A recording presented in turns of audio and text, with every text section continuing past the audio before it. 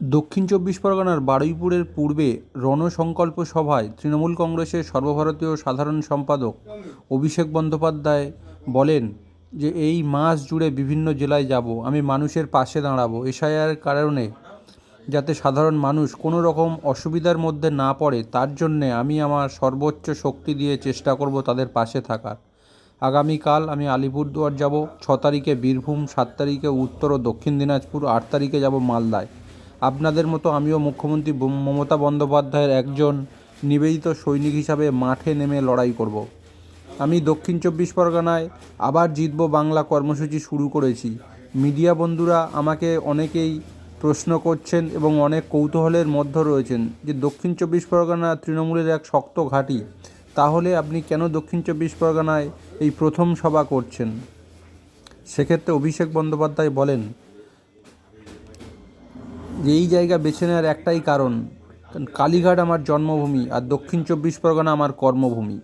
আপনাদের আশীর্বাদ নিয়েই আমি এই নতুন লড়াই শুরু করতে চলেছি।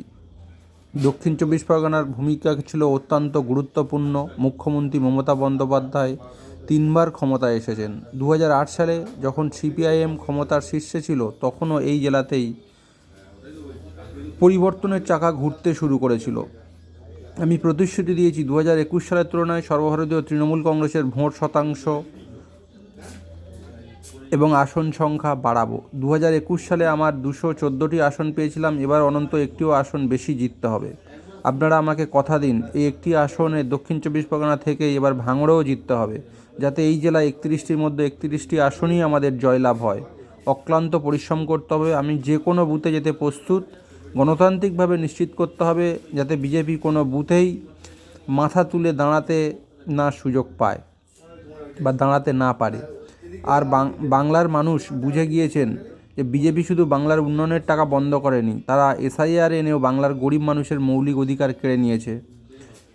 বিশুদ্ধ লোহাকে দেখেছেন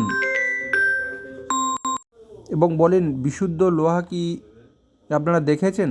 লোহাকে আগুনে গরম করে পেটালে তা আরও শক্ত হয়। সর্বভারতীয় তৃণমূল কংগ্রেস হলো বিশুদ্ধ লোহা। বিজেপি যত আঘাত করবে ততই সর্বভারতীয় তৃণমূল কংগ্রেস কর্মীদের মনোবল বাড়বে, দলও আরও শক্তিশালী হবে। বিজেপি বলেছিল তারা 2 কোটি চাকরি দেবে। প্রধানমন্ত্রী মোদি 11 বছর ধরে ক্ষমতায় আছেন, তাহলে 11 বছরে 22 কোটি চাকরি দেওয়া উচিত ছিল।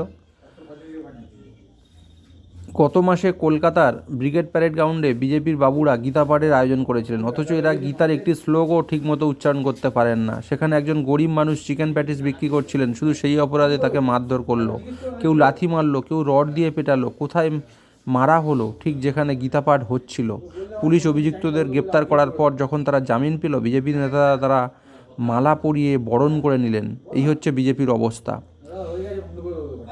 আরও সবার প্রশ্ন যে এই র্যাম্পটি মিডিয়া সহ সকলের মধ্যেই বেশ সাড়া ফেলে দিয়েছে, যে দক্ষিণ চব্বিশ পরগনার সাগর সংঘের মাঠে এরকম একটা র্যাম্প কী জন্যে তৈরি করা হলো।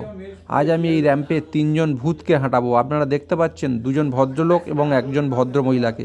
আপনারা কি মনিরুল ইসলাম মোল্লা বা হরেকৃষ্ণ গিরি এবং মায়া দাসকে দেখতে পাচ্ছেন? এই ভদ্রলোকেদের বাড়ি মেটিয়াবুরুজ বিধানসভা কেন্দ্রে এবং ভদ্রমহিলার বাড়ি কাকদ্বীপ বিধানসভা কেন্দ্রে। জাতীয় নির্বাচন কমিশন এইসব জ্যান্ত মানুষকে মৃত বলে ঘোষণা করেছে। এই জেলার এমন 24 জন মানুষ আছেন যারা দিব্যি বেঁচে আছেন, অথচ কমিশনের খাতায় তারা মৃত। মানুষকে ভোট দেওয়া থেকে আটকাতেই এদের মৃত হিসাবে চিহ্নিত করা হয়েছে। অপরিকল্পিত এসআইআরের কারণে যে মৃত্যুগুলো হয়েছে তার দায় কে নেবে?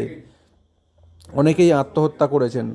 জয় বাংলা স্লোগান দিয়েই আমাদের বাংলাদেশি বলা হয়, অথচ ভারতের মহামান্য রাষ্ট্রপতি কলকাতার নেতাজি ইন্ডোর স্টেডিয়ামে দাঁড়িয়ে জয় বাংলা বলছেন। বিজেপি সাংসদ অনন্ত মহারাজ খোদ প্রধানমন্ত্রী মোদীকে পাকিস্তানি এবং বাংলাদেশি বলেছেন। আবার বিজেপি নেতা শুভেন্দু অধিকারী মোহাম্মদ ইউনূসের সরকারের প্রশংসা করেছেন। আপনারা সবাই দেখছেন বাংলাদেশে কিভাবে দীপু দাসকে পিটিয়ে মারা হয়েছে, যার শাসনে হিন্দুদের উপর এমন অত্যাচার হচ্ছে। বিজেপি নেতা তাকেই প্রশ্নপত্র দিচ্ছেন। এই মহিলারা বিজেপির হিন্দুত্ব। সুকান্ত মজুমদার বালুরঘাটের সাংসদ দিন কয়েক আগেও অনেক কথা বলেছেন।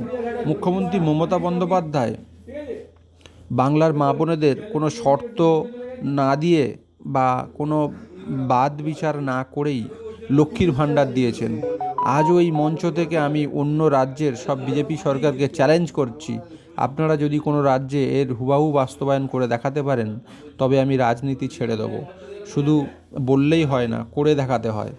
তৃণমূল কংগ্রেসের একমাত্র দল যারা নির্বাচনের আগে জনগণের সামনে তাদের রিপোর্ট কার্ড পেশ করে। 2021-এর মতো এবারও আমরা উন্নয়নের পাঁচালী তৈরি করেছি। সুপ্রিম কোর্টের নির্দেশ থাকা সত্ত্বেও গত 4 বছর ধরে কেন্দ্রীয় সরকারের 100 দিনের কাজের টাকা আটকে রেখেছে। পাল্টা জবাবে মুখ্যমন্ত্রী মমতা বন্দ্যোপাধ্যায় মমতাশ্রী প্রকল্প চালু করেছেন। গরিবের আবাস যোজনার টাকাও বন্ধ করে রাখা হয়েছে। বিজেপির 12 জন সাংসদ রয়েছেন, উন্নয়নের এই টাকা আটকে রাখার প্রতিবাদ তারাও কি একটাও চিঠি লিখেছেন? পাহেলগাঁও যখন 26 জন মানুষ নিহত হলেন তখন কি কেন্দ্রীয় সরকার আর স্বরাষ্ট্রমন্ত্রী ঘুমাচ্ছিলেন? আপনাদের সুনিশ্চিত করতে হবে যে দক্ষিণ 24 পরগনার প্রতিটি বিধানসভা আসনে তৃণমূল কংগ্রেসের জয়ের ব্যবধান 50,000-এর বেশি ভোটে লিড করতে হবে। আপনাদের লক্ষ্য হলো বিজেপিকে শূন্যে নামিয়ে আনা, কারণ ওরা বাঙালিদের উপর দিনের পর দিন অত্যাচার আর হেনস্থা করে আসছে। এই বলে অভিষেক বন্দ্যোপাধ্যায় তার বক্তব্য শেষ করলেন।